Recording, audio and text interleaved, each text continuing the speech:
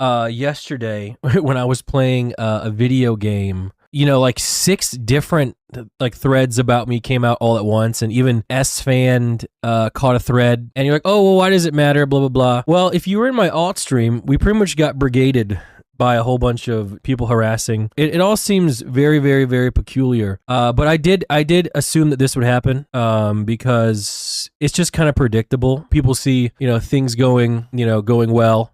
And, people just don't like that. But all that has already been scrutinized. It has already been, overwritten in court. Now, there are some people who can't do simple math, who are trying to make things seem worse than they really are, and those people are getting called out for what they're doing. But none of that information is necessarily new. And I do want to talk about a specific point. It's kind of like this point here, because Melania did tweet yesterday, which is very, very weird because we've been broken up for over 2 years now. And I'm very interested, she says, I'm not ready to talk about it yet, but I will. And I see a lot of people are like, well, she never told her side. She never said this, she never said that. That isn't necessarily correct because she was the plaintiff. She did tell her story and she did say it in court, and the judge did not agree with it. The judge ruled in my favor overall. If you want to talk about not telling the story, well, I've never told my side. All I did was read what one side wanted, what the other side wanted, and then the results. That's what I've talked about.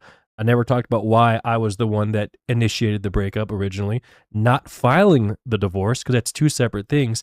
And even the filing of the divorce has a story, which I've never shared. And I realized if I have to do it, I will. And if Melania wants to talk about it, she's more than welcome to. But even then, she said this under oath. Yes, I have no intent to talk about our private marriage publicly or make entertainment or be a subject on a podcast. I do not want to put our personal problems, my trauma, and our personal struggles in front of an audience and have someone capitalize off my emotions and my struggles. No, sorry, I've said it many times. But it just seems very interesting than, yesterday to tweet this, 2 years after the fact that we broke up. I'm not sure what, and she's more entitled to talk about it. And hopefully she sticks to the truth. And I really find it very odd that yesterday, out of the blue, there was like 6 random threads, this tweet that came out of nowhere, this one from her as well. She did delete this one now, by the way. She's out there, calling people misinformed. And then like randomly she blocked me. And she's more entitled to block me. She can if she wants to. I'm just so confused as to why this kind of happened.